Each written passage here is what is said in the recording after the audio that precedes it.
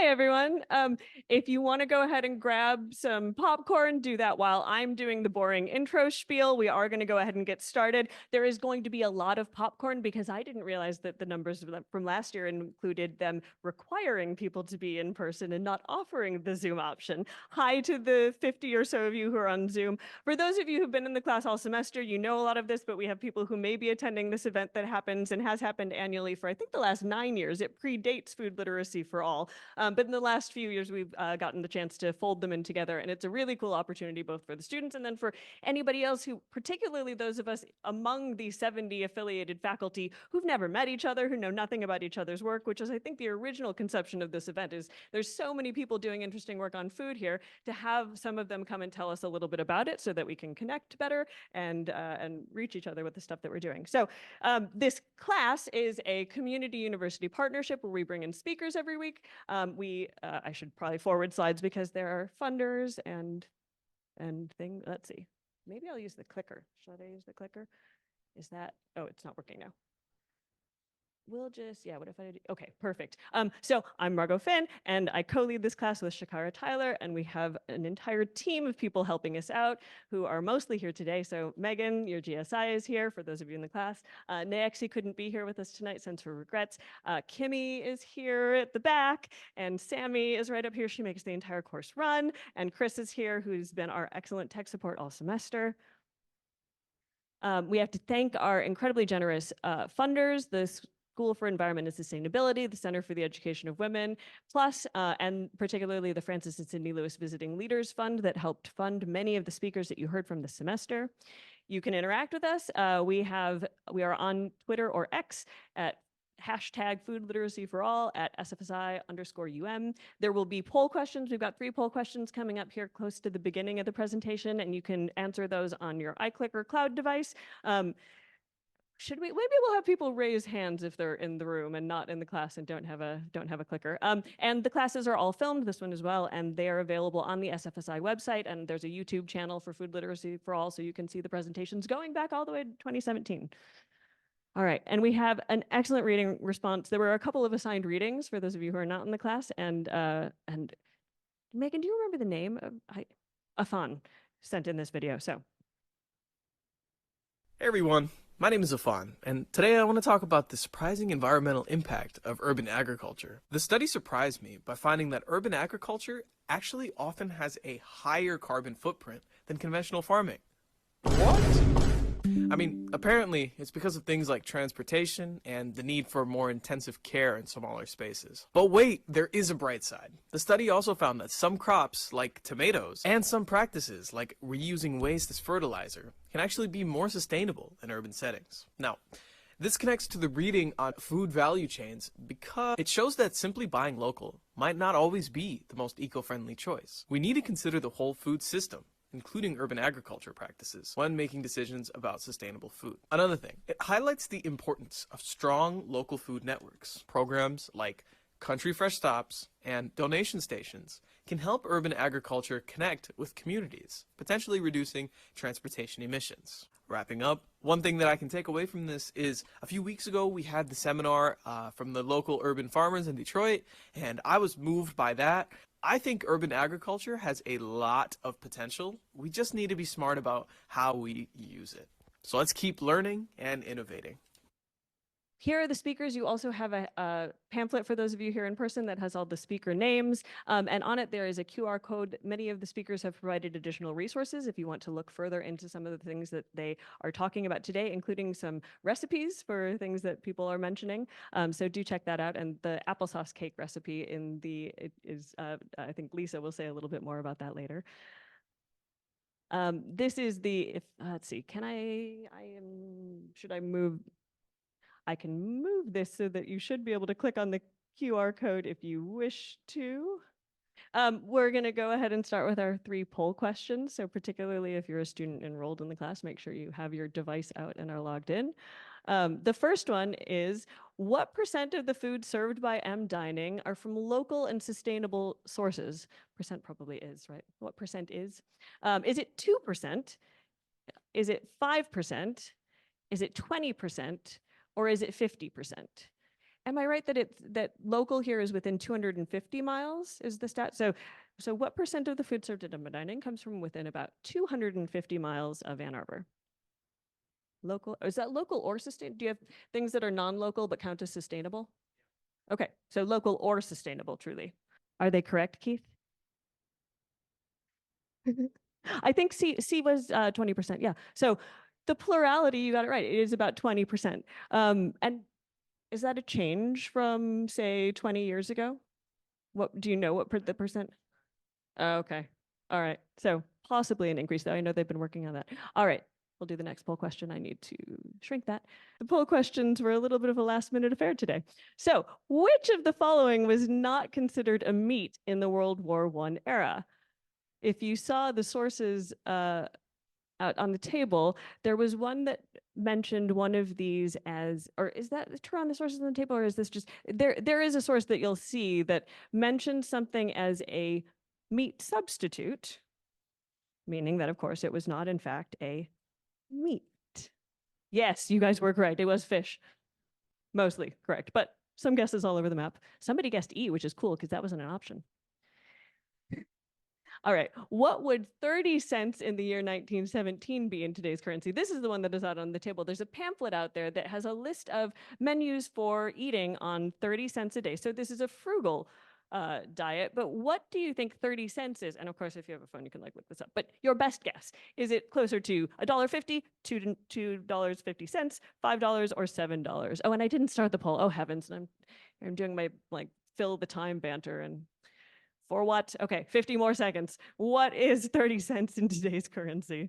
$7 was the correct answer for anybody who happened to look it up. So to eat on 30 cents a day in roughly 1920, 1917 would cost you $7 a day. Okay, we're nearly done with me. Can I make this go away? I can make this go away. And I'm handing it over to Megan to introduce our first speaker. Thank you so much for being with us tonight.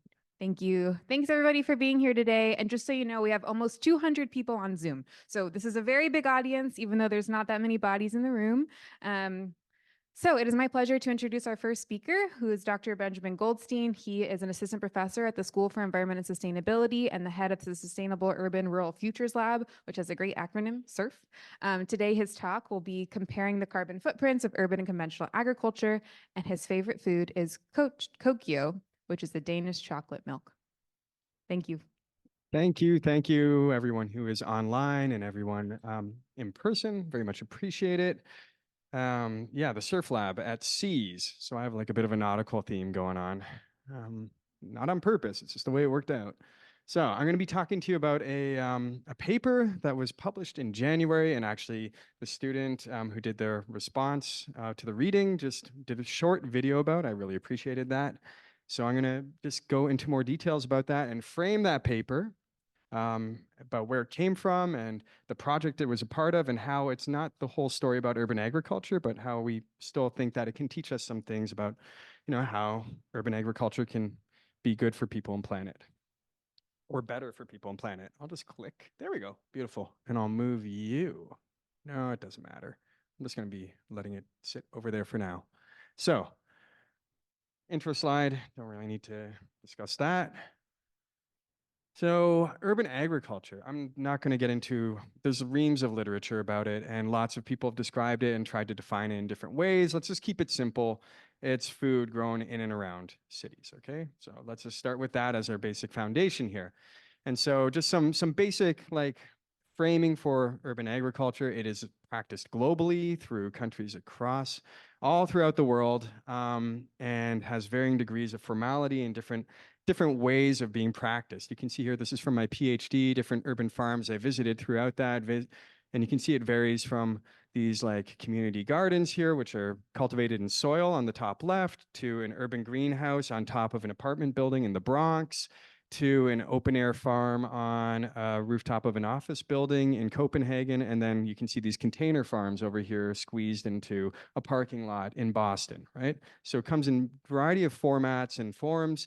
And it is producing what I would say is a non-negligible contribution to global food. Just taking one example from the US, were the Victory Gardens in World War II, where 20 million Victory Gardens provided a significant amount of fruits and vegetables for Americans living in cities during that period. And also, just more recent estimates put the percentage of fruit and vegetables grown globally by urban agriculture at something like 15%. So like I said, non-negligible. I mean, it's not the lion's share of the food system, but it's producing a lot of food if you look around the world. And so what do we know about urban agriculture after, there's been a renaissance of urban agriculture, certainly over the past few decades in affluent countries. And so a lot of research has been going into its impacts and some things that have been very well established in the literature, things that we know pretty much we can be certain about when we look at these projects. Is there's lots of psychological benefits, positive shifts to diets. People that get engaged in urban agriculture eat more fruits, more vegetables, more healthy. Think about where their food comes from. It builds community. It improves neighborhood aesthetics. It's used for beautification of neighborhoods, combating urban blight. It can do skill training and education, helping people get jobs in low-income neighborhoods. And it also contributes to food literacy and justice. So people know where their food's coming from. They have more agency over their food system and the choices that they make, instead of when you go to a grocery store and you're, forced to grow or to consume food that is coming from far and wide away under conditions that you don't know how it was even produced. So it does a lot of great things that we know. So urban agriculture is not just about, growing food, but at the same time, it is growing food. And something that is less known about urban agriculture, or less research, is actually its environmental performance. And so we have all these other amazing benefits, and some things that we know less about is basically how is it performing comparatively to the types of food that it might be supplanting. So if I'm going to if I'm interested in, all right, is my tomato that I'm growing at my urban farm, is it actually better for the environment than a tomato I can go and buy at Kroger?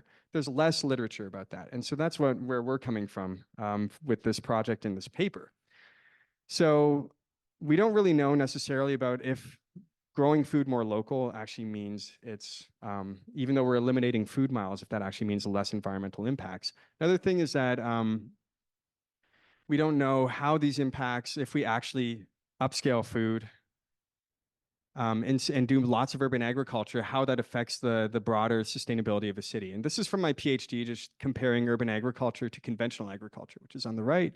And you can see for lettuce and tomato, yes, urban agriculture can perform better or worse in terms of carbon impacts, but it actually often performs better in terms of toxicity. So like this was a small scale study that we built off of for this food, energy, water nexus project. So really we brought together stakeholders from lots of countries, 5 different countries.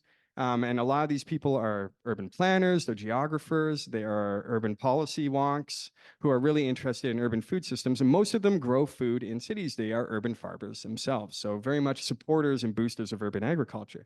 But we did want to understand, what are the social and economic benefits of urban agriculture, but also what are those environmental aspects of it? And how does it actually perform compared to conventional agriculture? So our plan was actually to gather all this raw data from 80 farms in all these different cities and actually try and develop a combined metric, a holistic assessment of the social, the environmental, and the economic together, because often we see these assessed independently. And we know urban agriculture isn't just about food. So we were trying to actually figure out if we could, whoops, threw it off the screen. I don't know how to get that back. Oh, I do. Wait, here you are, friend. There you go. There we go. Hey, rescued it. So what we wanted to do was actually find a way to do a holistic assessment. But what we ended up doing was having to do the individual assessments, because we found that we couldn't find a really good way to actually do that holistic assessment. So we feel like in that sense, we failed in doing a holistic analysis of urban agriculture. But what we did do is actually publish a lot of papers that show that there are significant social benefits, significant psychological and health benefits, and significant economic benefits, and also that we need more support for urban agriculture in cities. So really shoring up the literature that was already out there, and also talking about what we need to do to make urban agriculture proliferate. But then we also looked at the environmental impacts, and we used life cycle assessment to do this. And basically, in a nutshell, what that does is we looked at all of the different aspects all the different products that go into producing urban agriculture, and all of the emissions like carbon dioxide that come out when you produce urban agriculture, and then normalized it to the output of the farm. So how much is the carbon footprint? So how many grams of CO2 is released per kilogram of food that's produced? And you can see just some details about this. We included the infrastructure, we included food distribution, and we included some of the soil carbon, at least for the conventional agriculture. And our findings were, and not surprising to me because I've studied urban agriculture before, but I think for a lot of people who read this article, is that urban agriculture could be more carbon intensive per unit of food produced than conventional agriculture, which makes sense because we're taking conventional farms are incredibly efficient. I'm not saying that that's necessarily the only thing we should focus on, but when we're looking at carbon emissions, they use the resources relatively efficiently and grow a lot of food. Of course, there's a lot of other ecological and environmental aspects that we didn't necessarily directly include in this study. So this is only for one indicator, but this is what we found. And on the right-hand side, we actually break it out into different crops. And you can see that for most crops, urban agriculture is more carbon intensive than conventional agriculture, which is these smaller little blips over here. But for some crops like tomatoes, we actually saw that urban agriculture can perform similar to conventional agriculture. The reason that urban agriculture tended to have these higher impacts is mainly the infrastructure. We found that that there was a lot of infrastructure like concrete pathways and fences and hoop houses that were being built, and they were not producing lots and lots of food, which makes sense because urban agriculture is more than food. But if we're looking at the amount of carbon per unit of food output, then that's the way the math shakes out. And so this red bar is showing the percentage of carbon impacts to different drivers or from different drivers. So infrastructure is driving more than half of the emissions for more than 2/3 of the farms. So our suggestions were that one thing is that urban agriculture needs more stable land tenure. So it's not just a temporary land use. You can see here, this is from my PhD, a figure that I compiled where it shows a single plot in Newark and how it goes from a vacant lot to an urban farm, back to a vacant lot, to an urban farm again. And just showing you that if we can actually make farms stay on the land for more time and use that infrastructure more efficiently, then you can lower that carbon footprint. Another thing is that if we prioritize social and economic benefits, we can actually allocate more of the carbon footprint towards those activities and less from the food. And so the food actually tends to look better compared to conventional agriculture. And then last thing, something I got pulled out of the actual article because of word length, is that we noticed that fertilizer use was much lower in our urban farms, actually, compared to conventional agriculture. And we mentioned that in the text, but it wasn't shown. So unfortunately, that's just how one of those things that got cut, and one of those good stories about our findings that didn't show up. Oh, the captions are off. Yeah, sorry. I'll get you back, my friend. There we go. Hey.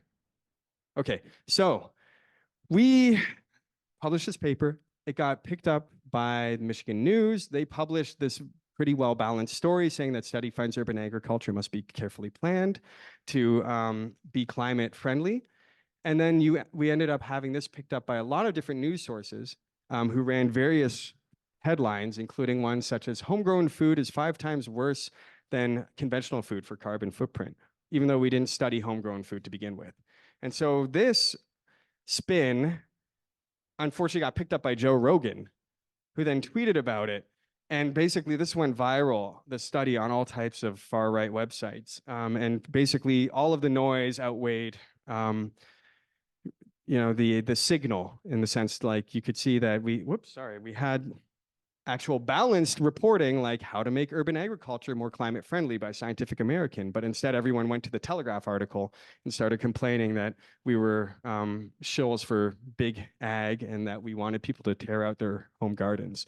So it was interesting to watch that spin out of control and sort of actually be in that maelstrom, but I think we learned some things. And I'm not going to say the way that we framed the paper or the way that the media projected it was, well, I'm not going to say that there's no responsibility on our part, but unfortunately things got out of our hands. And so I just want to like emphasize a few things that we really hope people take away. One is that we're not saying people should stop farming their gardens or backyards or farming in cities. We think that actually we need to have more stable land tenure so urban farms can proliferate and do better. We're also not championing industrial agriculture. If you look at all of our Google Scholar profiles, we're all fairly critical of industrial agriculture in our other papers. So we're by no means trying to say that people should be sourcing from there. But there are things that we can do to actually make urban agriculture more climate friendly. And carbon is only one metric. We should always, of course, look at other sustainability dimensions. And we have some suggestions for how to do that, particularly a holistic assessment, but that is sort of a holy grail that escapes us at the moment. And then one thing I'd like to take away is that food miles, I think, are largely a fallacy. For most crops, it doesn't matter how far it comes from. It's really about how you grow it that matters. And I think that that's something that I hope some people take away from this article, because growing local does not necessarily, and I'm glad that you fixed that question about local and sustainable, because I was like, shouldn't it be local or sustainable? Because you can't presume that local is sustainable. So I think that's one of the other takeaways from our article. And I think I'm way out of time, but I hope that that was illuminating. Thank you so much. And I wanted to, if anybody had a question for Ben, I wanted to give a chance for somebody to ask a quick question. We will do a Q&A at the very end, but Ben has to run. So if anybody wanted to, we could take like probably a question. I know we're trying to move through people fast, but was there one back? Yeah, I see one back there. Testing. Can you hear? Okay. Oh, thank you. So two quick questions. How much organic is going on? And also, is the carbon imprint taking into consideration the reduction in transportation, going to the stores and so forth, all that trucking and so forth that's, has a big carbon imprint, obviously? Yes, and yes. So most of it's organic, or I mean, not certified organic, but grown under organic practices. And that's why the fertilizer use at these farms is so much lower, because we're looking at synthetic fertilizer.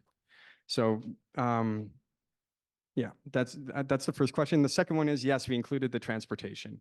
So we looked at transportation from the country of origin to the city, like for the conventional agriculture. And we actually had statistics on how people got to the farm to pick up their food, and did the carbon numbers on that. And it did not look good. And we kept that actually out of the analysis because of uncertainties, but you'd be surprised. It actually doesn't help. Yeah, there you go. Thank you so much. Okay. Next, I'm inviting up Keith Soster, who is the Director of Sustainability, Student and Community Engagement for both the Maize and Blue Cupboard and Michigan Dining. Those of you who went to the tour of South Quad Dining Hall met him there. And his favorite food is pizza. Hey, everyone. I'm going to do my best to stay within the 5 minutes. So I talk fast and I have a lot of information to share. The changes in campus dining over the past 10 years have been pretty significant. Students are looking for healthy options, craving comfort food, snacks that are portable and expensive, and they want everything sustainable, right? And the sustainability goals for campus, there's a lot to talk about. And so I want to talk about engaging academics, students, and I'd like to share some of the initiatives dining has done to live into campus goals while answering to the demands of our college students. So the President's Commission on Carbon Neutrality did quite a bit of work a few years ago. Dr. Leslie Huey, Dr. Andy Jones worked with a bunch of people on the food team, as well as students, to come up with some recommendations about moving forward, right? And so how does dining live into sustainability on the campus here at Michigan? Their priority recommendations: shift system-wide toward and scale up plant-forward menus and food procurement.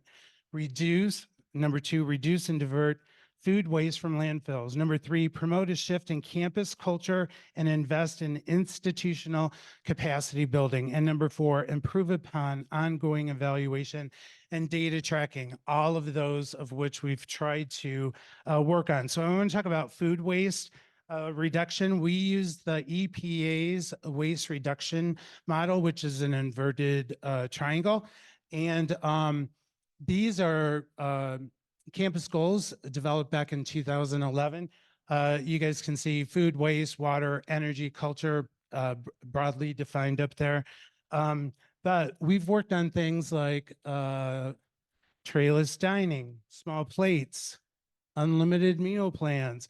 I want to point this out. You see that tray? Like we had trays and we got rid of them and we made everybody mad, right?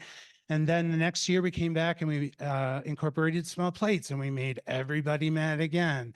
And so, but you can see that when you have a tray, you're going to fill it up with food. And if you don't have the tray, then you have to keep going back to the stations and grabbing your food.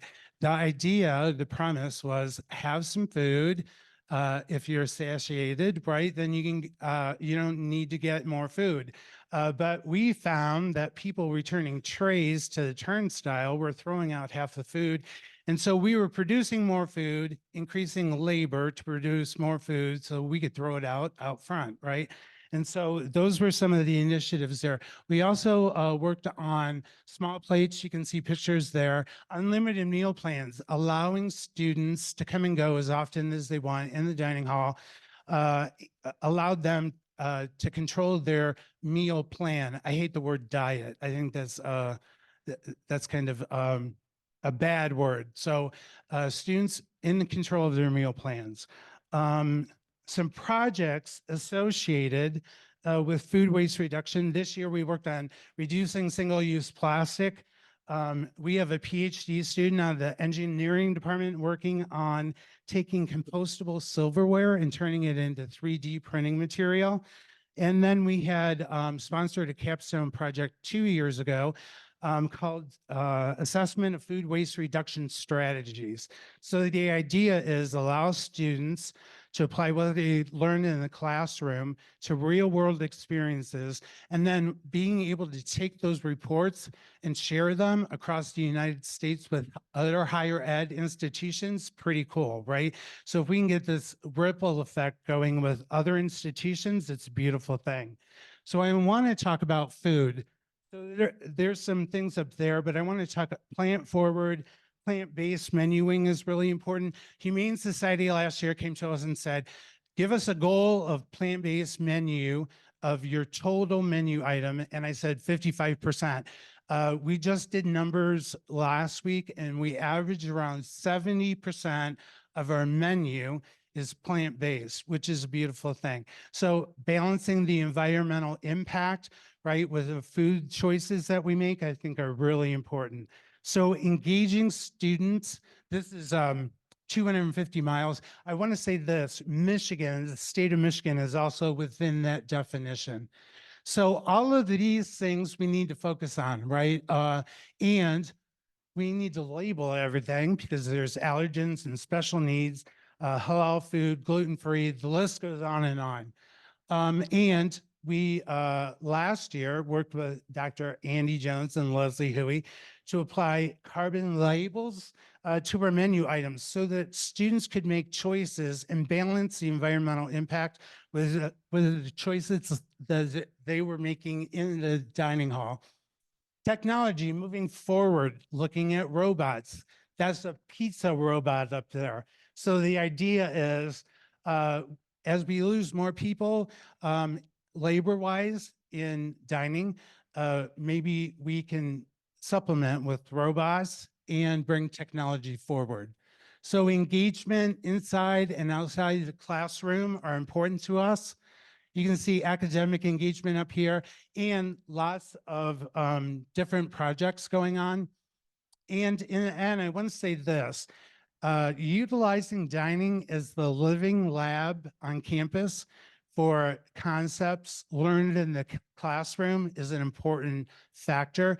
And so we're not just the food providers, we can be part of educating students, advancing sustainability work, and making our food the best it can be. Thank you.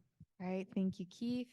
All right, I'm now going to be introducing Dr. Lisa Paredes. She is an assistant professor in the LSNA Anthropology Department, and her talk is called Banana Apocalypse, Incurable Disease and Experimental Science at the Edge of Big Ag. Her favorite food is Filipino spaghetti, which is made with banana ketchup.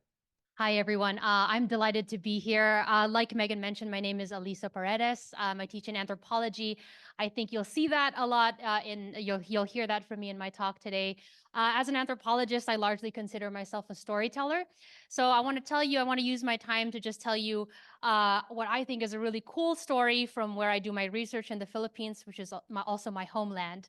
And the story is about something that is really familiar to you all, probably also from Dining, which is bananas. But I hope that also by in this talk you'll defamiliar. So I'm talking about something familiar, bananas, but I also want you to kind of think about this idea of science, and hopefully in my 5 minutes I'll manage to get you to defamiliarize the ways that you might usually think about science and who gets to do science and what science looks like. Oh, wow, this is really confusing. Oh, here we go. All right, so that's me. Okay, if you've encountered any mention of bananas in the news recently, you've probably heard of the term banana apocalypse. For more than a decade now, Western media has touted the eventual extinction of the world's most favorite fruit, with headlines like you see here: humans made the bananas perfect, but soon it will be gone. Prepare yourself for the banana apocalypse, or simply bye bye bananas. And now, the crop disease that's responsible is called Fusarium wilt tropical race 4, or TR4. This is a particularly menacing fungal disease whose strains had caused the commercial extinction of the Gros Michel banana of yesteryears. And on tropical race 4, on TR4 infected banana plantations where I do my field research in the Philippines, once rolling carpets of green are becoming sort of oceans of disease, swallowed up by balding brown patches, also like you see here on the slide. Now, in a 2014 report, the World Banana Forum, this is an assembly under the UN Food and Agriculture Organization, the FAO, declared the fatal TR4 strain to be incurable by any known scientific means. TR4 has stumped agrochemical developers, so the developers of pesticides, who currently have no viable pesticide to eradicate the pathogenic fungus or control its devastating symptoms. So you can imagine then, given all of this, my surprise when a good friend of mine, Soping, who is a banana grower from Cotabato province in the Philippines, said to me, and I quote, "This is why I say thank you Fusarium, for coming, because we are working together. Nature is providing the challenge and the opportunity to find our way to light." Say more about that soon. Now, the reason for Suping's jubilation in the face of scientific dead ends and media pronouncements of the impending agricultural tragedy is that DIY efforts, do-it-yourself efforts at scientific experimentation, were starting to emerge in this context. And this took the form of what's called crop vaccine, which is what you're seeing here. It doesn't look like much, but crop vaccine is a liquid plant biological control that she and other banana growers like her have started to use on their farms. And here's where the story gets really interesting. Crop vaccine's inventor, who you see here on the slide, claims that he developed the formula for this through a series of God-given dreams. God-given dreams about pathological microbes in the forest. So in his dreams, he's seeing these like microbes emerge in the forest, and he goes into the forest looking for these images that he saw in his slumber. The inventor is a homegrown scientist with no professional credentials to his name. He doesn't have a PhD. He doesn't have an advanced degree in agriculture or any related field. He describes how he was called to the forest to collect specimen that he saw in his slumber, and he exposed these petri dishes in the middle of the forest, interested in the kinds of natural antagonists that were attracted to these pathogens. So in the face of many naysayers, and there are many naysayers, crop vaccine's efficacy against tropical race 4 has proven to be surprisingly effective. Healthy daughter plants were curiously emerging besides diseased mother plants like you're seeing here. Plots that had been abandoned for years were being nursed back to health within a short 2 months. And stark contrasts had started to form between plots that had been treated regularly with crop vaccine, which is what you're seeing on this side over here, and those that had been left to the disease, which you're seeing on the other side. Now, when plantation managers received wind of this miraculous biological control, they found themselves confronted with a question like no other they had ever asked themselves before. Would they reject this technology as pseudoscience from a self-proclaimed miracle worker? As a clever marketing scheme to fool uneducated, undereducated farmers? Certainly many did that.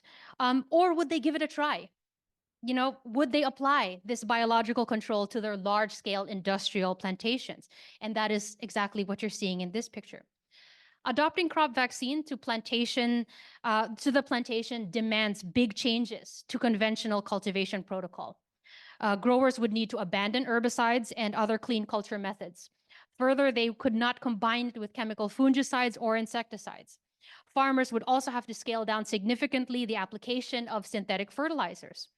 Basically, what am I saying here? In the interest of addressing Fusarium wilt tropical race 4, this very serious fungal disease, chemically dependent plantation managers, many of whom are typically skeptical of synthetic, typically skeptical of biological controls, etc., were actually finding themselves changing their management protocol. And to me, that's a very big deal. I can say with a lot of confidence that there's virtually nothing else that's convinced these, export growers to ease their reliance on chemicals, on synthetic fertilizers or clean culture methods in this way. Now, obviously, I'd be remiss not to admit that the first time I heard about crop vaccine and the fact that it was being sold to large industrial plantations, that gave me pause, right? Like, was that not selling out? Like, isn't that selling out? Was it not saving the plantation from a disease of its own making? I had many of those doubts in my mind, but I've since come around from my cynicism. And the reason I've come around from my cynicism is because I realized that what's promising about this mode of experimental science is that it's not a simple fix, right? It does not resuscitate industrial agriculture unconditionally. Instead, it's trying to challenge the very conventions that's at its heart. And so then the plantation that it hopes to return is no longer the plantation as we knew it. So I want to end here by returning to the words of Suping, who we started my 5 minutes with. And in her words, she says, "We have found the solution to nature's vengeance against multinationals, and it's a game changer. That's why I say thank you, Fusarium, for coming, because we are working together. Nature is providing the challenge and the opportunity to find our way to light, because this is darkness.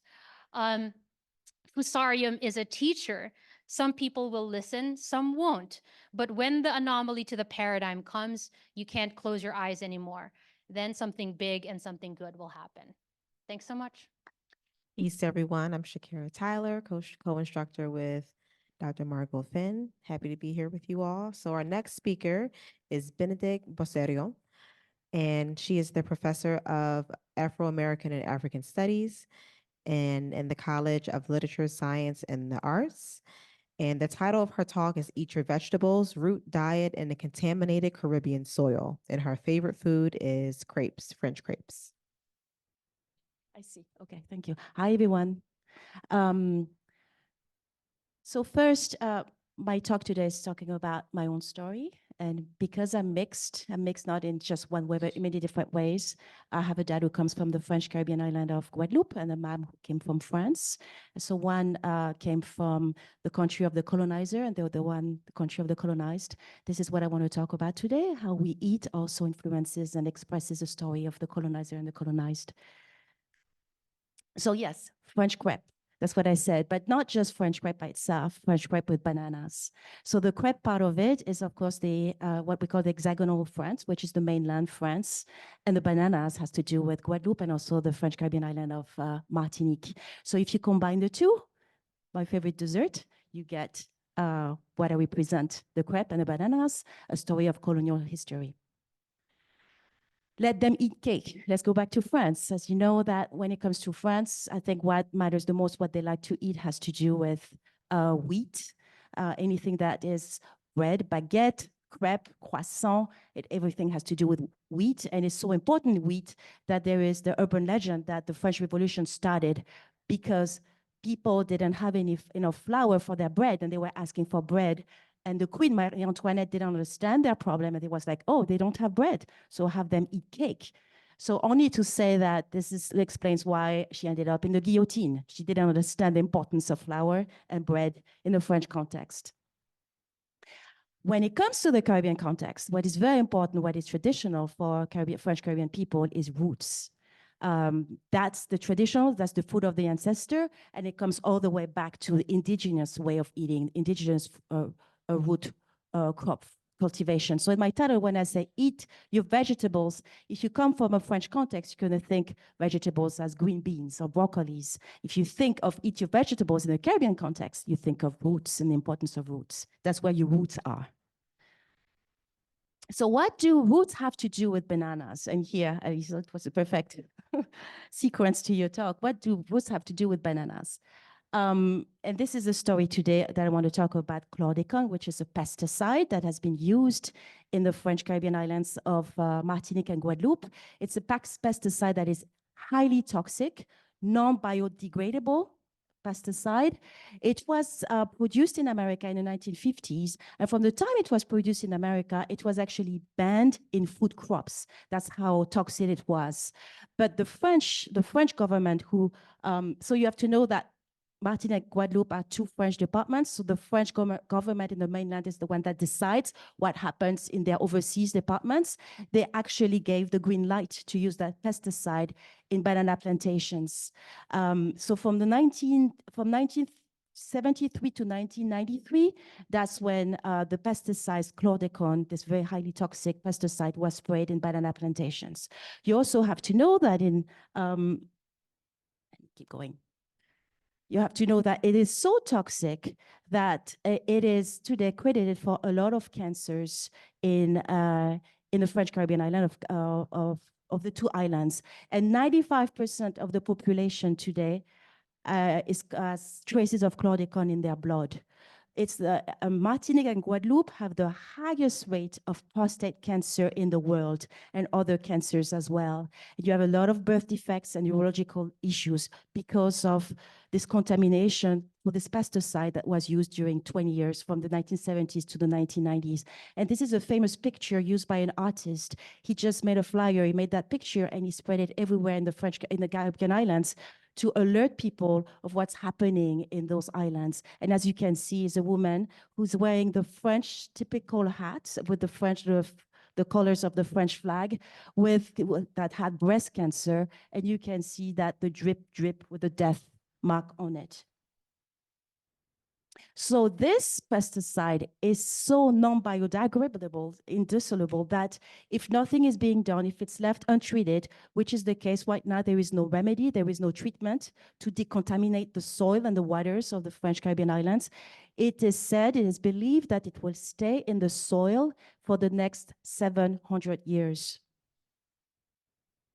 So now the problem, and this is what I wanted to say today, I'm going back to roots and to bananas, the two sides of my life and my story. So because the soil is contaminated and there is no remedy to decontaminate it, now we are telling people in those islands not to eat roots because anything that is in direct contact with the soil, so the roots are the most contaminated and the most toxic food you can eat over there. Whereas bananas, because, and you don't see, I don't know if I can move the caption, but it is bananas on the lid. Because bananas are do not grow in the soil, then they are safe. So you can eat the bananas that are grown in the Caribbean islands, but you cannot eat the vegetable roots that are grown there. So what does that say? This is the irony of the story. The irony is that it comes to food sovereignty. The irony is that Creole gardens, local gardens are a no-no. You cannot grow your own food anymore because the soil is contaminated.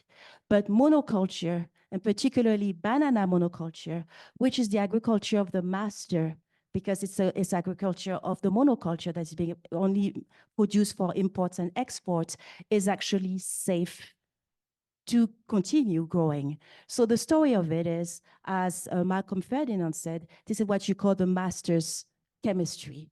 The soil is so toxic because of a colonial banana culture that goes back to the master kind of culture. And yet, because it is so toxic, the only option left is this colonial banana culture, monoculture. Thank you. All right, and next I'd like to introduce Julie McClune, who some of you will recognize from the great videos she did introducing us to primary sources.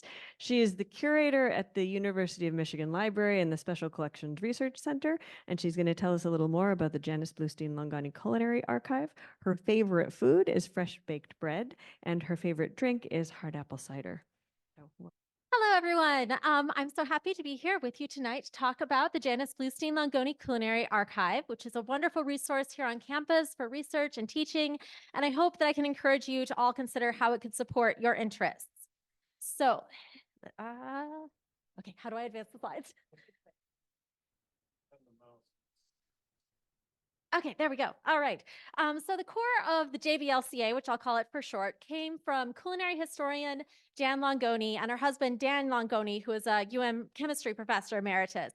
They spent a lifetime studying the history of food and drink in the United States, and in the process amassed thousands of books and other documents, which in the early 2000s, they began donating to the University of Michigan. And they continued to be very involved in growing and supporting the collection for many years. So thanks to Jan and Dan, the JBLCA is here at the University of Michigan for you. And as its curator, I am also here for you. So the slide here points out that most of the JBLCA is in the library catalog. You can access materials in the Special Collections Reading Room in the Hatcher Graduate Library. And my email is covered, but for help, you can email special.collections@umich.edu. So as a librarian and kind of a jack of all trades, I don't have a specific research area. I'm not an expert witness, but you can think of me as kind of a travel guide. You can come to me and I can sort of try to help you find areas that might be fruitful or the trailhead that you might want to go down. So what do we have in JBLCA? In our next few minutes, I just kind of want to give you a whirlwind tour. We have cookbooks, thousands of cookbooks. So the focus of the collection is the United States, but because one of our foci is cookbooks by and for immigrants to the United States, it goes beyond American cookbooks specifically. So I have German cookbooks, I have Armenian cookbooks, we have a rich African-American cookbook collection, we have many charity cookbooks promoting causes like women's suffrage. And of course, within cookbooks, the first thing we often think about is recipes. So you can approach recipes from so many different angles, thinking about ingredients and tracing their changes over time, substitutions that are made, the illustration of certain culinary processes. You can think of them as examples of instructional writing and think about how recipe instructions have changed dramatically over time and expectations of culinary knowledge. We've got several dozen manuscript cookbooks that form sort of a personal archive of a family or household as well. And of course, there's all the ancillary information, which could be things like bylaws and membership lists for charity cookbooks, or here you see advertisements from a bride's cookbook geared towards young women on the cusp of a new stage of life. So you get a nice side dish of gender roles as well to look at. But it's not just cookbooks. One of my personal favorites in the collection is this menu book. So there's no recipes. It's just your entire meal planning for the entire year. It's like Blue Apron before they actually delivered the box of groceries.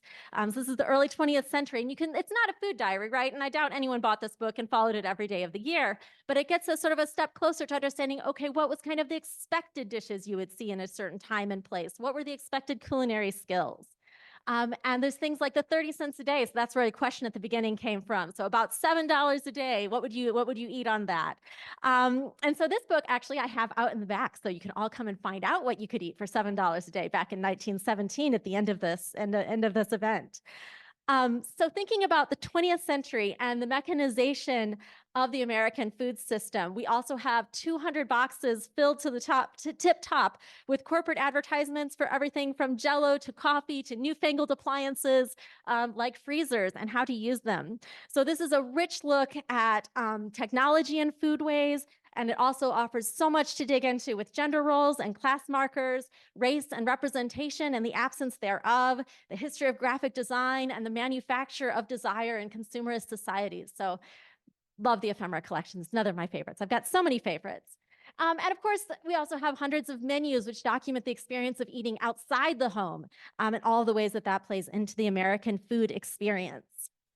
So on our last slide, I just want to come back to sort of the basics of inviting all of you to come explore the Janice Bluestein Longoni Culinary Archive. So again, most of these materials are in the library catalog, so you can just go and find them yourself. A lot of them are actually digitized, and if there's digitized copies, we include those links, but you can also request them to the Special Collections Reading Room in the Hatcher Graduate Library. It does take 10 days to get them because a lot of them are in offsite storage. So our retrieval system is very much in the slow food movement, not in the fast food movement. But like slow food, it is worth the wait. So please request cookbooks, come to the library and see them. And of course, always feel free to reach out to me. I'm always happy to talk about your research, about teaching opportunities and personal interests. I would love to hear from you. So thank you. All right, thank you. All right, so I'm Sammy, and I have the pleasure to introduce Dr. Jennifer A. Garner. Dr. Garner is the Assistant Professor of Nutritional Sciences at the School for Public Health, and her favorite food are burrito bowls. So thank you. Hi. I totally cheated because burrito bowls are a composition of many foods, but I couldn't decide. I'm actually a registered dietitian too, so that might be something to know about me. Going into my little 5-minute. I was told to not do that, and yet I still did it. There we go. So today I'm presenting to you what the title of my slide is: a goal that I have for my work. And it's not a SMART goal, which we're always encouraged to make, but you might consider making it a SMART goal if you're inspired by what I have to say with your partners in your work. And that goal is to align values across the food chain to improve public health outcomes. So let's break this down piece by piece. First, aligning values. I want to urge you to consider aligning values as an opportunity. When we think of the opportunities that exist in the food system for us, we don't often get into that like nitty-gritty, touchy-feely, what are my values? What are your values? What are we getting into? I think probably those in this room maybe do that, but not always is that the case. So we see that in the food system, right? Many of us, instead of referring to it as a supply chain, call it a value chain, recognizing that there are values and present across stakeholders from producer to consumer, including this shared mission of reducing the physical and social distance between producers and consumers. What I'm excited about as a dietitian and someone who was previously affiliated with Ohio State University, boo, and the Wexner Medical Center down there is that we are moving toward value-based healthcare models too. So not only in the food system space, but also in the healthcare system space, we're starting to care about values. This is exciting. This is pretty big. And ultimately, there's potential, when we're moving away from this fee-for-service model to something that sees the patient as a whole person, their hope is that we'll reduce healthcare costs. So there are some very pragmatic aims here, but the role of values is there nonetheless. So let's talk about the food chain. We only have a few minutes, so I can't talk to you about this whole report by Gain on the supply chain analysis for nutrition, but I do want to share this figure from the report. You're going to have to go into the report to see the detail, but what it's showing from input all the way to consumption is the opportunities to maximize nutrition entering the food supply chain and opportunities to minimize nutrition exiting the food chain. And I want to highlight this because as a dietitian, I've seen and heard a lot of discussion of how consumers can do better in the grocery store and we can be smarter and we can be savvier, but it's not all on the consumer to fix our systems. And there's also a lot of emphasis on production and mechanization and efficiency, but there's a lot in between production and consumption, and we have to keep that in mind. So remember the middle. Finally, as we think about improving public health outcomes, there's a lot of things we could be thinking about in the public health space. It's a very diverse field. I encourage you to think specifically about food security. There's also the emerging concept of nutrition security, which says that basically it's not enough for someone to just have enough food. It should be enough of the right kinds of food so they can manage their health and engage, succeed in having optimal health and well-being and managing any diseases they may have. So the figure on the right that you can't see completely is basically all the way at the top in the white square is food insecurity, and all the way at the bottom in the darker squares is representing different chronic diseases that have different relationships with food insecurity. Basically, one of my master's students, who is excellent, created this figure demonstrating all the evidence-based linkages by which food security has a downstream impact, a mediating impact, if you will, on the morbidity and mortality of chronic disease. So food insecurity is a really laudable target for our efforts in public health and other fields. But one qualm I have with food security and nutrition security, despite being a dietitian, is that it's still so individualistic. So I want to share with you a definition you may or may not already know, and that is the definition of community food security. And this definition gives us the values that we might ascribe to and aspire to in our work. A community food security is a condition in which all community residents obtain a safe, culturally acceptable, nutritionally adequate diet through a sustainable food system that maximizes community self-reliance and social justice. There's a lot packed in there, and it's certainly different than what we might hear about if we're, say, measuring food security according to the current Department of Agriculture measure, right? This looks a lot different.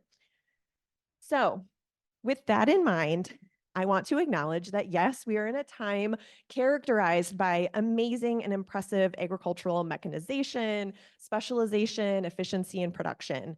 But for those of us who are scientists, for aspiring scientists, for trainees, unless we are evaluating and digging into the multi-directional relationships between aspects of our food system along the entire food chain, including processing, including distribution, in looking at them in tandem with nutrition and public health outcomes like food security, all of that technological prowess that we are known for in the US is for naught, in my opinion. So I hope to have impressed upon you a vision for your work, some values you might ascribe to, and even a research aim that you are happy to borrow if you would so choose. Thank you for your time. Hi, everyone. It's my pleasure to introduce a dear friend and colleague of mine, Lunia Evo D. Oriol. Lunia is a second year master's student at Taubman College of Architecture and Urban Planning. She's also a Transformative Food Systems Fellow. Her favorite food is banan peze, also known as Haitian fried plantains. And her talk today is titled The Last Agricultural Frontiers, Planning for Food Security in a Changing American Subarctic. Please welcome Lunia. So good evening, everyone. So as a graduate planning student, my work has centered around food security and food systems planning in Alaska, where I was born and raised, as well as select northern regions of Canada, including the Yukon and Northwest Territories. Together, they make up a larger region called the American Subarctic. Common depictions of the American subarctic are ones of barren, frozen wastelands, when in reality, these regions are home to many habitats, peoples, and cultures, both Western and Indigenous. The food systems across this region have some similarities. For one, they haven't been suitable for large-scale agriculture due to a short growing season, colder annual temperatures, less hours of sunlight year-round, and permafrost. Therefore, these regions rely heavily on imported foods, making them vulnerable to supply chain disruptions, such as natural disasters or economic shocks. Some of these areas, such as Alaska, also rely on the fisheries industry as a key economic driver. And because of these supply chains, which are vulnerable, practicing subsistence, which refers to the hunting, fishing, and gathering of wild foods, is critical to maintaining food security and exercising Indigenous sovereignty. Some examples of wild foods might include moose, salmon, birds, berries, fungi, among many others. Due to climate change, we are seeing the rise of climate-driven agricultural frontiers. This is a term coined by the literature to describe places that could become suitable for major agricultural commodities as these places get warmer. And those potential areas are denoted in purple. Research and media claim that these land shifts could improve food security, local economies, and even overall national security. But let's stop and think about the word frontiers. It's reminiscent of past efforts by colonizers to tame wild lands, extract its resources, and dispossess Indigenous peoples of their land and their food systems. Government agricultural policies have been some of those driving forces through today. So could these emerging frontiers lead to the same consequences? Well, we don't know yet, but let's focus on the impacts to the communities residing in these regions now as climate change alters their state of food security. So on one hand, agriculture has been seen as one of many important components in a diversified subsistence strategy. Incorporating it can bolster self-sufficiency within a fragile supply chain in these areas, make local food more accessible and potentially more affordable, and create opportunities for local employment. In Alaska, the changing climate is sparking an interest in small-scale agriculture as a way for communities to become more food secure, especially communities that reside in rural and remote areas. But on the other hand, these land changes could have profound environmental consequences: biodiversity loss, damaged ecosystem services, changing animal migration patterns, and a forced separation of indigenous populations from their land and their foodways. All have significant consequences for human and animal health and well-being. As an example, in Alaska, there's an ongoing salmon crisis in the Yukon and Kuskokwim rivers, where salmon numbers are partially declining, partially due to streams becoming warmer. And combined with government restrictions on fishing, these changes are taking an economic and social toll on Alaska Native communities that have harvested salmon from these rivers for thousands of years. And you can partially see an example of one of the rivers in the lower right-hand corner. So with these conflicting changes, let's consider how the American subarctic food system might change under three highly simplified scenarios. So one could be a continuing imports-based food system, maintaining the status quo. Agriculture as an industry does not take off in the American subarctic, and so subsistence lifestyles and local food systems might incorporate small-scale food production, but they continue to rely mostly on an imports-based food system, which continues to remain vulnerable due to climate change if not addressed. Aquaculture and fisheries as industries will be impacted by climate change, but would remain dominant industries in Alaska and in other regions in Canada. The second scenario could be an industrial food system where agriculture does take off, but acting through the promise of conquering a frontier, it simply brings our current industrial extractive model of food production to the American subarctic. Industrial farming encroaches on traditional hunting areas and it undermines community-led food production. So these regions could also become major agricultural commodity exporters, but that wouldn't necessarily improve local food security. And then finally, we could have a transformative food system where agriculture emerges in line with principles of food sovereignty, especially indigenous food sovereignty. And there's an emphasis on building local and traditional food systems and supply chains that are resilient to climate change. So ideally, we would achieve the third scenario. And how might we use planning as a tool to do so? And that has been the question that has led my work. Food system planners who are also engaged in this work are doing so amid climate change and other global forces that mark the future with deep uncertainty and complexity. American subarctic lands, though, should not be conquered and made into agricultural frontiers using the same frameworks that have supported large-scale commodity agriculture here. Instead, we must listen and work with subarctic farmers, fisherfolk, harvesters, indigenous leaders, and the many rural and remote communities to create food systems in line with their histories and their unique relationships to the land. Furthermore, this movement must include an ongoing conversation about what exactly defines planning, and in particular, what does it mean to plan for food systems in a rural and remote context? So these are the questions that I continue to explore as a student, inspired by those performing the work on the ground to make their communities food secure in a changing world. So if you're interested in knowing more, please don't hesitate to reach out. Thank you. And I'll introduce our next speaker, who is Lisa Young, who is professor in anthropology, but let me say more. Sorry. Lisa is a lecturer in the Department of Anthropology. She's an archaeologist who uses the past to provide perspectives on our food system today and is particularly interested in locally produced food, which was the source of food for all cultures until the recent past and is essential for a sustainable future. She is a fan of anything that is local and in season, and currently that food is chives from her garden, and she's going to speak about student activism and food at U of M. All righty. Hi. So I also teach a class called Food at U of M. It's a first-year seminar, and it's called Food at U of M Then and Now, and I use changes in the food system and historical research so that we can look at the impact of industrialization and then think about why sustainability is important today. The students get to do some historical research on primary documents. And so this is one of them. It's from the scrapbook collection at the Bentley. In the center there is a banquet program, and we look at banquet menus. And in my 5 minutes, what I want to do is tell you how this class has inspired me to think of student actions here on campus and how it's changed the food system. And I really want to say these are half-baked ideas. I'm going to put some food puns in here. And just want to share them out and then would love some feedback. So as many of you know, that student actions have had a huge impact on our food system here on campus.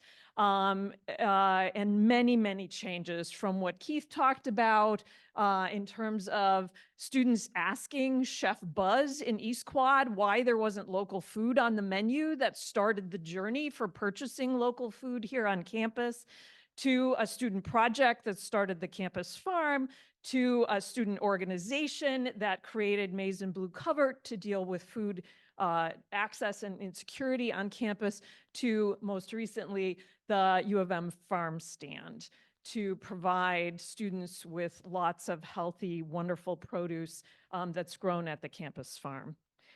But not all initiatives involving students have been as successful as these amazing programs. In 2025, this was a Michigan Daily article, and this is where I go to think about what students are thinking about on campus, that was saying, let's do Meatless Mondays at East Quad. And as Keith will tell you, they noticed that what happened was the people who were coming to East Quad to eat went other places on Meatless Mondays. There was a big decline, so there was then a shift to Sustainable Mondays on campus, and most recently, there has been a shift to the carbon icons. These have had many mixed results, some successful, some not, but what I want to tell you about is some programs from the beginning of the 20th century where students actually chose to eat less meat. So let me show you a little bit of the context of that, and let's see if we can learn something from how students were making choices at this time. So the earliest 20th century, one of the major events of the time is World War I. And what happens is President Wilson decides to create the US Food Administration, and one of the things they're doing is putting into place food conservation measures for patriotic reasons. What was happening is Europe had been under war for in the situation of war for a long time. Many people were very hungry. And so the US said, okay, we're entering this war. We need to conserve food to send it to our troops and also the allies in Europe. And so they started these conservation measures. As you can see, one of them is a meatless day. People were asked to not eat meat for 1 day a week, and also think about one meal a day without meat. You can also see wheat was also part of this. And so these were the general recommendations: to eat less wheat, to eat less meat, to use less fats and less sugars. All right, so this program was put into place, and here on campus, there started to be people really talking about these programs, especially in the fall of 1917. And so let's take a little trip back in time to think about how students reacted to these measures. But first, I need to contextualize this for you and say food on campus looked a little different than it does now. There were only 3 dorms. This is one of the women's dorms. Most students were eating in sororities and fraternities, and then also in boarding houses. And what happens with the US Food Administration is they want people to sign pledges to say that they will follow the guidelines of the that I showed you. And so there's a pledge system that rolls out. And what starts happening in the Michigan Daily is you start getting reports of which student groups are actually following these pledges. And this is one from October where it's saying, look, many of the fraternities and the sororities are following these pledges. And what seems to be most successful is the context of these groups where students are eating together, where they're living together, a lot of popularity in these pledges. All right, so what does this mean for the 21st century? Many of you will look at this, again, from World War I and see many of the food sustainability goals today are listed on this flyer. So just a few thoughts. If we think about motivation for the students, they were doing this for a larger good. They felt like they were a part of a bigger community that was making a difference. They also, that pledge is really intriguing to me, to think about a little friendly competition in there of everybody working together and these small groups where students were living. Let's get these groups together, and they then are signing pledges to eat less meat, to follow those guidelines. The other thing is the implementation was fairly easy. There were many organizations that were already having fish on Fridays. Fish didn't count as meat, so they implemented, but then it grew from there. And many of the women's organizations actually said, you know, we kind of like the food choices that we have on the days without meat. Didn't work as well in the boarding houses where there are large numbers of people, and the boarding houses, people got to choose where they wanted to eat. So if they could choose to go elsewhere, the boarding houses were not liking that at all. I also want to tell you that meatless was a much easier transition for the students to make than wheatless and when they had to go without sugar. So we need to think about these things if we're thinking about those plant-based diets for our future. Thank you. Oh, and the applesauce cake recipe on here is delicious. I've made it for my students in the class. There's several here who can tell you about it. Hi, everyone. My name is Leslie Huey. I'm a faculty member in urban and regional planning. And I have the pleasure of introducing Parjat Chakrabarty. He's a postdoc fellow in the Herb Institute for Global Sustainable Enterprise. And his favorite food is tropical fruit. Whenever he's in Nairobi during mango season, he enjoys apple mangoes, a variety that's widely grown on the coast. And he also loves passion fruit. I do too. And any fresh squeezed juices. The title of his talk is Digital Platforms and Agricultural Transformation in East Africa. All right, so hi everyone. I'm Parijat. I'm a postdoc at the Herb Institute. And before coming here, I trained as a sociologist at Princeton, and I spent much of the last 4 years looking at transformations in Kenya's food system as markets become digitized. So I spent a lot of time upcountry on farms, in wholesale markets and retail markets, and also engaging with Nairobi's tech firms. So today I want to talk about the promise and the challenges of digital platforms in anchoring food systems. So let me start by setting some context. Apart from a few key cash crops, much of Kenya's food system is highly fragmented, with lots of smallholder farmers, intermediaries, markets, and retailers. Looks something like this. And within this system, digital platforms can act as coordinators, just as, say, for example, Uber connects riders with drivers. Platforms promise to use digital infrastructure to connect farmers with markets, financing, inputs, and other services. In theory, this improved coordination should reduce post-harvest losses, improve food security, and support smallholder farmers. But to be clear, coordinating with smallholder farmers is not easy. Most platforms do face challenges of developing trust and onboarding farmers, sometimes low digital literacy, high aggregation costs, among others. And also to overcome these challenges, platforms typically do employ large ground teams, so people moving on the ground, going from farm to farm or user to user. So really, it's not all digital. There's a lot of kind of in-person pieces as well. So just to give you a picture of how these operate. So That all said, platforms as a coordinator is a promising model, and there's a lot of agricultural platforms operating in Kenya and across the global south. And here's a few such firms. One, for example, connects farmers with tractors. Many of these are around connecting farmers with markets. And funding for these kinds of models continues to roll in. So it's really, it's exponential growth. So this is something that we would expect to see kind of a trend that is continuing across much of the global south. So here I want to shift our attention from this technology design per se to the institutional context in which these agricultural platforms operate.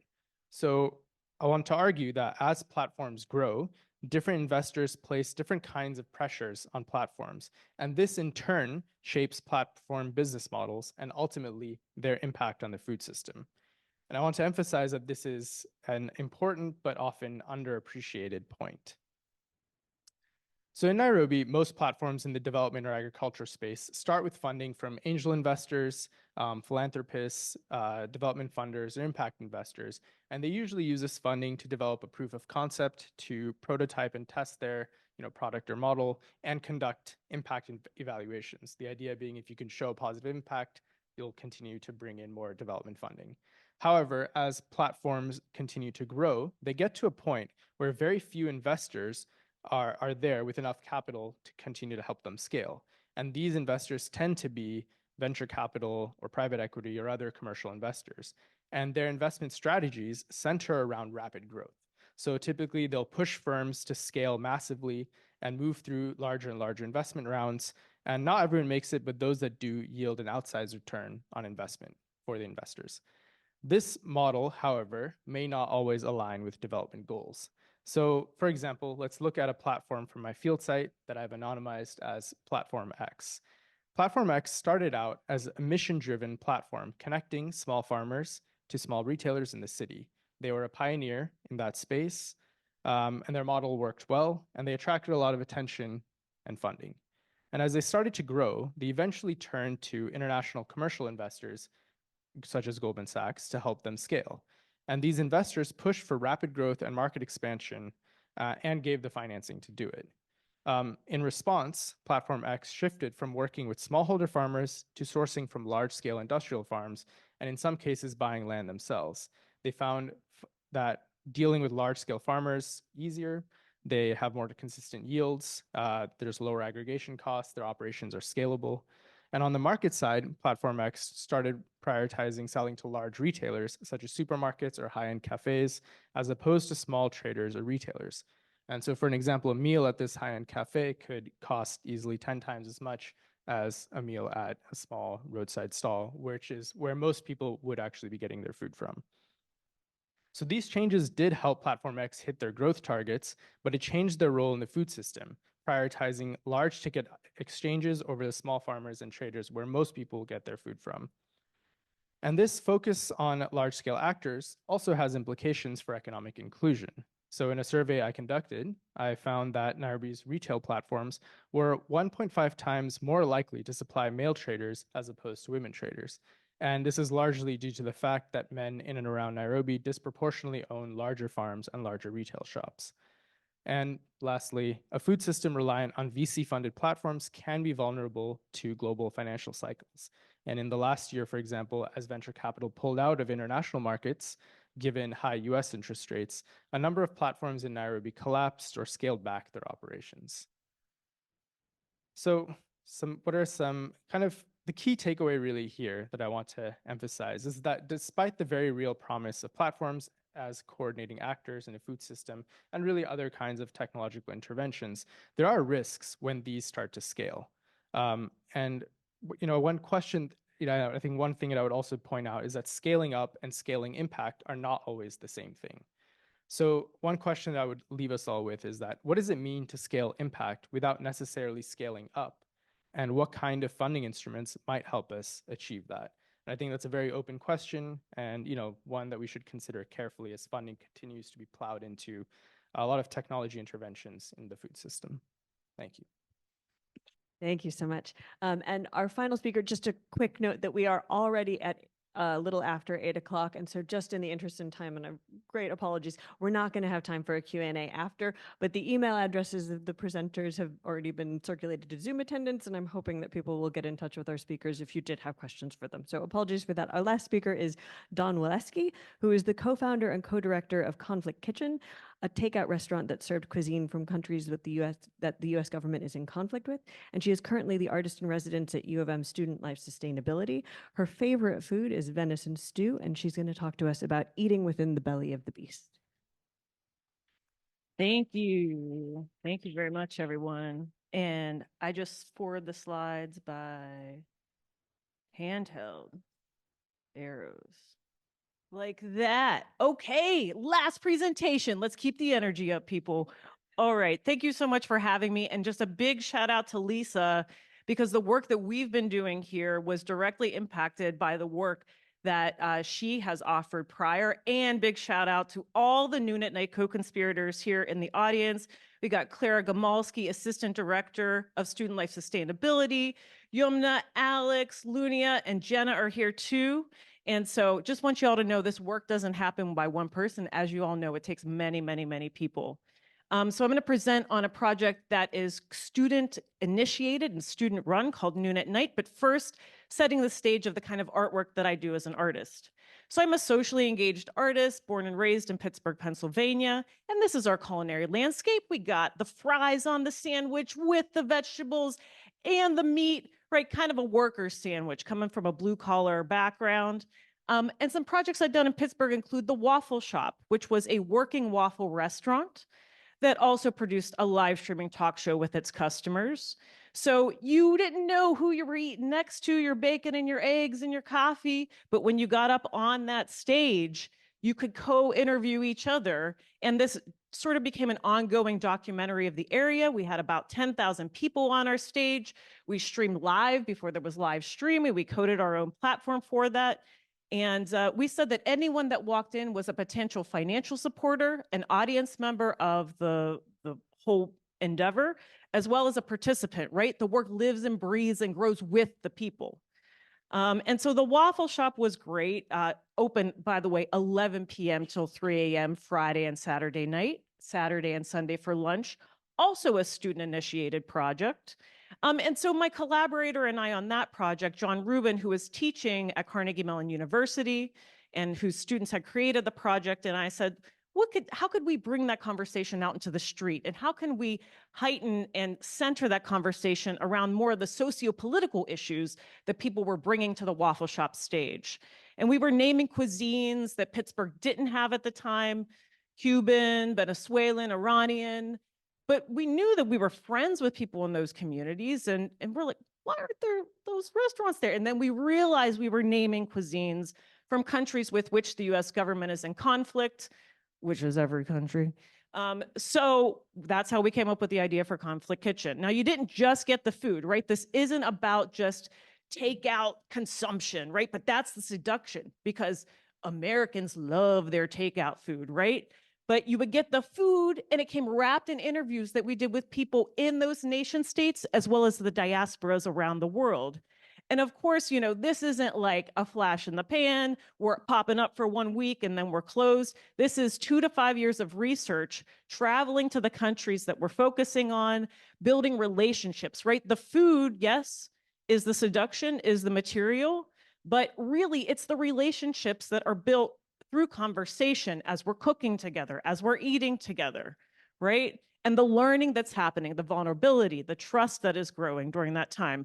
Hope you all had a chance to watch this video. If you didn't, it was in the initial email, I believe. It tells a little bit of the story through the media lens, right? So we weren't just a restaurant, we were a publishing platform.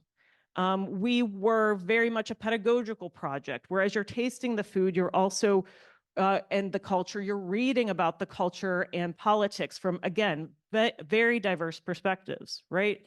So what it means for one Iranian to be Iranian, or what Iranian food is to them, or Iranian politics looks different from person to person. We held live Skype meals over an elongated table, projected into an elongated table in Tehran. We also did Skype cooking lessons with Gazan chef Leila Haddad, as well as Iranian virtual cooking lessons with people in multiple time zones, right? So that we were all cooking the same thing at once, that notion of the simultaneity of a shared and lived experience together, right? That they cannot be separate. Of course, we were concentrating on looking at the US's foreign policy, but that is not without to look at how our country was constructed and that violence system. So we collaborated with Black and African American chefs in Pittsburgh to honor Juneteenth by sharing their cuisine at the Conflict Kitchen. And then we also, sorry, I'm going to go through these pretty quickly. It just gives you an idea, right? Because we were open 7 days a week for 7 years. So not a quick thing. We also served Haudenosaunee cuisine, right? I currently live on unceded Oneida Nation land, about an hour south driving of Syracuse University, which is one of the 6 indigenous nations. This is current day land that is held by the Haudenosaunee, the 6 indigenous nations within upstate New York. And we served in Pittsburgh, Joheco. And we had people coming up to us to say, like, well, I don't know what this is, and we're not in conflict with indigenous people. Well, you sure are, because number one, you have this food, the venison that's coming straight through the yard there, and you wouldn't be able to live in Pittsburgh had the Kinsawood Dam not been built and flooded indigenous land in the Seneca Nation, such that it kept Pittsburgh from flooding, right? Now, the food is always central in terms of the technology and the medicine that we use as a method of pointing to the sovereignty of the people, whether it's through Iroquois white corn, I'm going real quick here, or whether it's through olive oil in Palestine, right? So these are always starting points for conversations to engender a sense of curiosity and to complicate. So what have we been doing at University of Michigan with the students? So this is setting the stage, right? So as a socially engaged artist, we start with context first, right?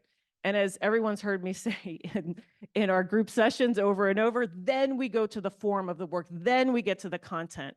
Y'all have amazing student organizers here. It is unbelievable. But what's been sustaining them through that time? What foods have been feeding them?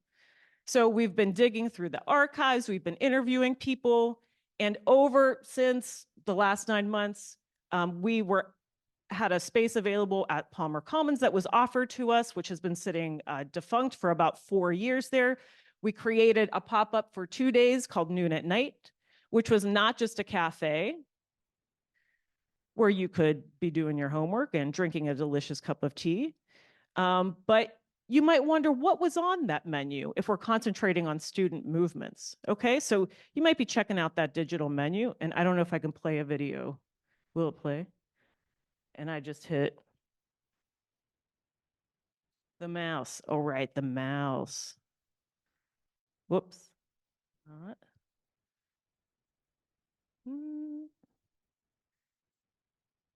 Perhaps it didn't save. It's okay.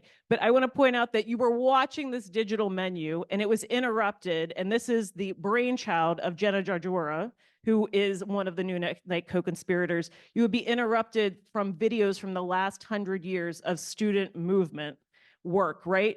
Because I hear this university doesn't like people to disrupt. So what do? We built in some disruption to your consuming of the food.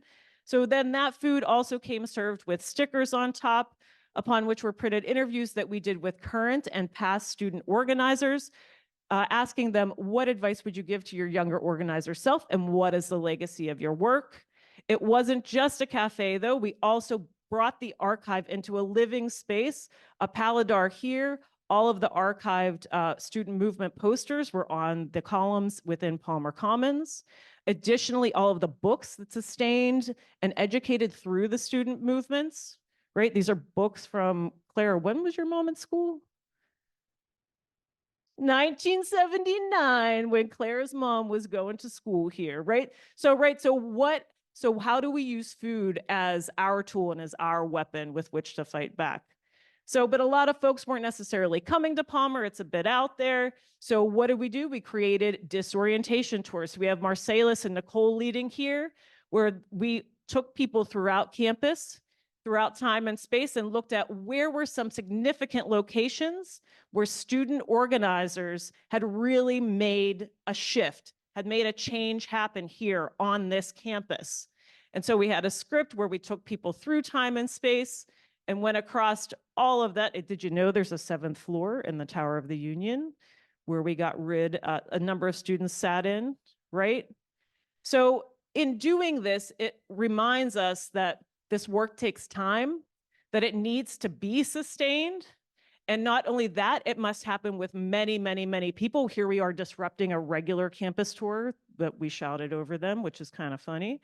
And we also shared that script with others so others on the tour could read it and share their own personal experiences of organizing, right? And then each evening we held teach-ins, which I did not know y'all had the first teach-in here. That's so cool and really interesting to hear about and learn and to continue to learn about the experiences here of all of the student movements. So this teach-in on Palestine and water, as well as a teach on solidarity economics and cooperatives. And, you know, people use it as a public art project. They started putting up their own posters in the cafe. And wouldn't you know, we happen to have some leftover food, and it might have found its way into the diag on Monday. And if you like what we're doing and you want to join in, Noon at Night Cafe on Instagram, contact us. Thanks so much.